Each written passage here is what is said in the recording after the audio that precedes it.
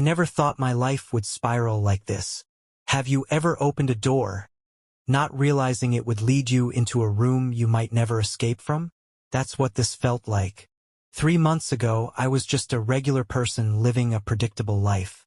Same job, same friends, same routines. Then came the box. It wasn't anything extraordinary at first glance.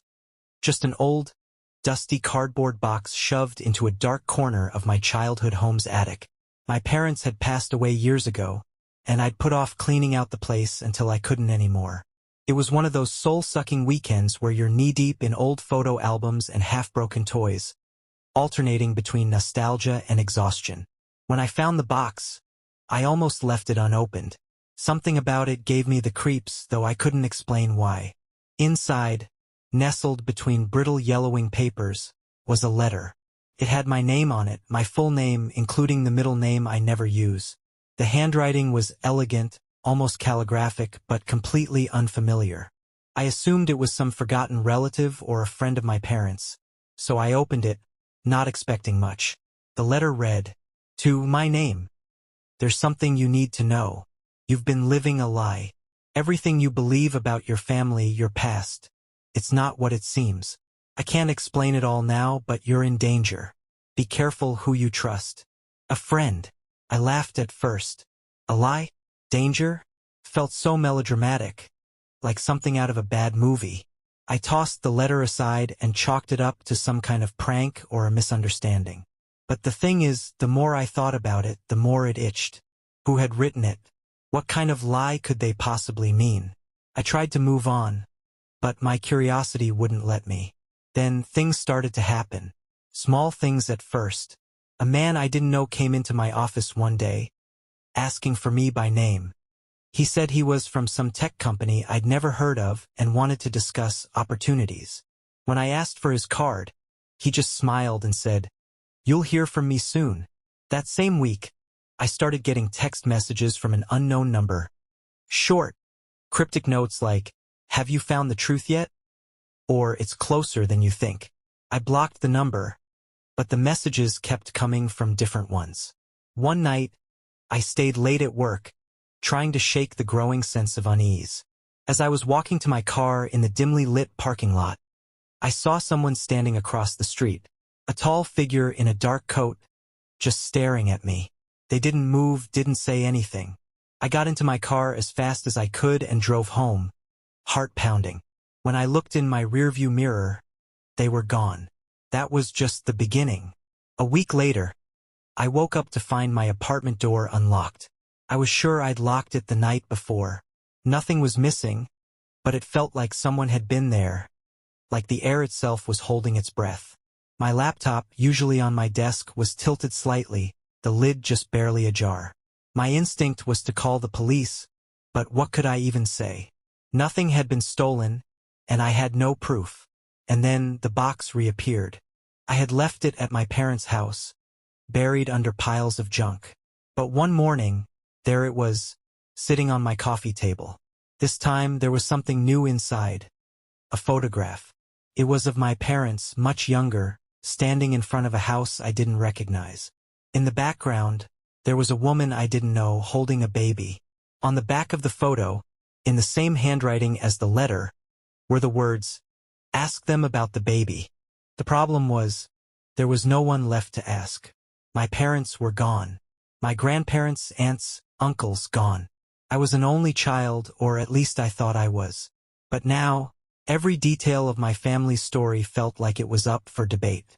I tried reaching out to extended family members, but no one could, or would, tell me anything. Some acted confused, others evasive. The same week, the cryptic texts ramped up. Now they included pictures, old, grainy images of places I didn't recognize, and one of me as a toddler, standing next to a woman who wasn't my mother. I started to feel like I was losing my mind. My friends told me to stop reading the messages, to get off social media, to ignore the weirdness and move on. But how could I? Someone out there knew things about me that I didn't even know about myself. The final straw came 2 nights ago.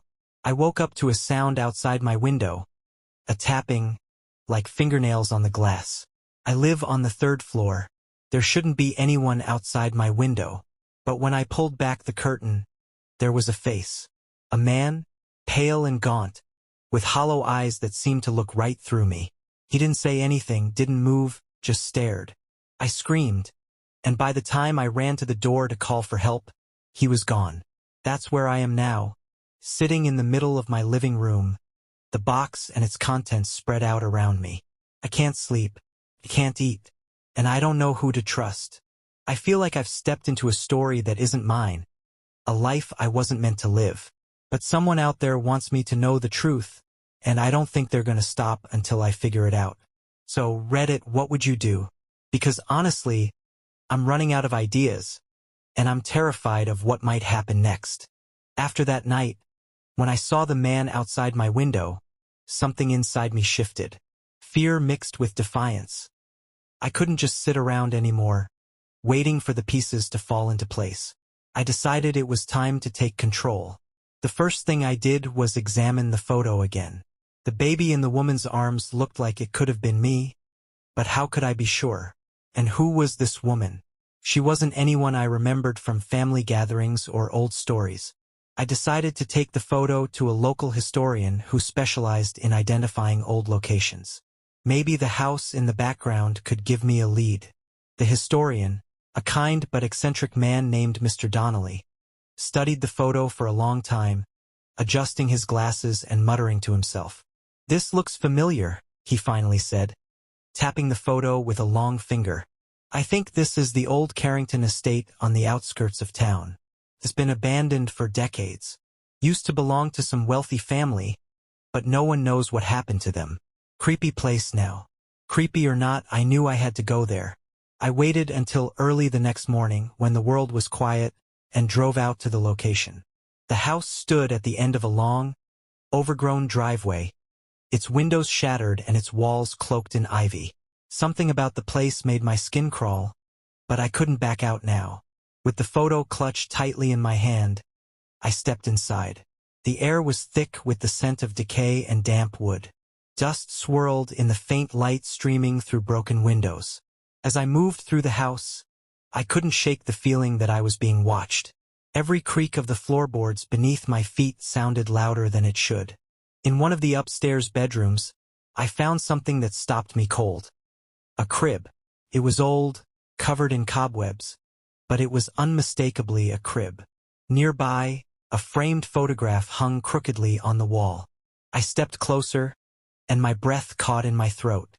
It was the same woman from the photo in the box, holding the same baby. But this time there was more to the picture. Behind her stood two men in suits. One of them was my father. I staggered back, my mind racing. What was my dad doing in this picture? And why had no one ever told me about this house or these people? My head spun with questions, but before I could gather my thoughts, I heard it. A faint sound, like footsteps on the stairs. I froze. My heart was pounding so hard I thought it might burst. Slowly, I turned toward the doorway. A shadow stretched across the floor, growing longer as whoever or whatever approached. I held my breath, gripping the photo like it was a lifeline. When the figure appeared, I was both relieved and horrified. It was the same gaunt man I'd seen outside my window, his hollow eyes staring straight through me. "You shouldn't be here," he said, his voice barely above a whisper. I wanted to run, to scream, to demand answers, but I couldn't move. It was like my feet were glued to the floor. He stepped closer, and I noticed something in his hand. A piece of paper. He held it out to me, his expression unreadable. "Take it," he said. "You need to know the truth." With trembling hands, I took the paper. It was another letter, written in the same elegant handwriting as the first one I'd found. This one was longer, and as I read it, my stomach twisted into knots. The letter revealed a story I could hardly believe. My parents, it seemed, had been involved in something dark, something they'd kept hidden from me my entire life. The woman in the photo was my biological mother, and the baby was me. My parents had adopted me under mysterious circumstances, and the Carrington estate had something to do with it. The gaunt man spoke again, his voice low and urgent. You're not safe. They're watching you. If you want to survive, you need to leave this place and never come back. Before I could ask him what he meant, he turned and disappeared down the hallway. I heard the sound of the front door creaking open and slamming shut, and then silence. I stood there for what felt like hours, clutching the letter and the photo, trying to make sense of everything. Finally, I forced myself to move, to leave the house and drive back to my apartment. But as I pulled into the parking lot, I saw something that made my blood run cold. My door was ajar again, and this time, there was a faint light flickering inside. I sat in my car, staring at the faint light flickering inside my apartment. My instincts screamed at me to turn around, to leave and never come back. But where would I go? The truth was unraveling around me, and no matter how terrifying it was, I couldn't run away now. I crept up the stairs, my keys gripped tightly in one hand, the photo and letter stuffed into my pocket. The door was slightly open, just as I'd seen it. My breath hitched as I pushed it open further, stepping inside. The flickering light was coming from the living room, a single candle sitting on the coffee table. Around it, scattered like a ritual, were more photos and papers I didn't recognize. But what made my stomach drop was the single word scrawled on the wall in bold, uneven letters. Liar. I backed away, my pulse thundering in my ears. Someone had been in here again. My apartment wasn't just broken into. It was invaded, turned into a stage for this unsettling message. But who was the liar? Me? My parents? The man who'd given me the letter?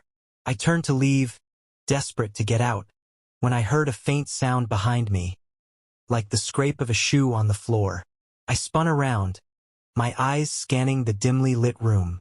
First, I saw nothing. But then, in the shadowed corner by the bookshelf, movement caught my eye. Someone was standing there. The figure stepped forward, slowly coming into the light.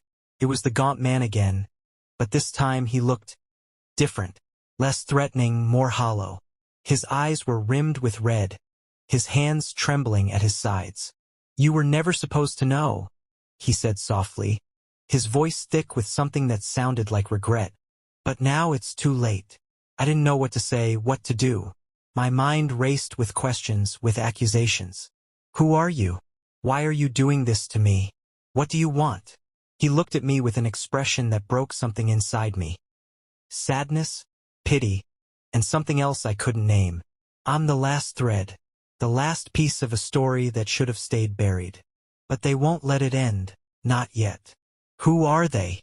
I demanded, my voice rising. "What do they want from me?" He shook his head. "It doesn't matter anymore. They're coming for you. You need to run. You need to disappear, just like I did." Before I could ask anything else, he turned and bolted for the door. I tried to follow, but by the time I reached the hallway, he was gone, as if he'd vanished into thin air. I stood there, trembling, my thoughts a chaotic mess. The gaunt man's words echoed in my head. "You need to run. You need to disappear." But how could I? How could I leave everything behind without understanding why this was happening to me? I went back inside, locking the door behind me. I sat down amidst the scattered photos and papers, trying to piece together the story they told. It was fragmented, incomplete, but one thing was clear. My life was never what I thought it was. My parents had lied to me. My entire identity was built on a secret they'd taken to their graves. And now someone or something was determined to make sure I paid the price for it. As I stared at the word liar on the wall, I realized I had two choices: run and live in fear for the rest of my life, or stay and fight for the truth, no matter the cost. I don't know what's coming for me, or if I'll even survive what happens next. But one thing is certain: I'm not running anymore. If they want me, they'll have to face me, whatever they are.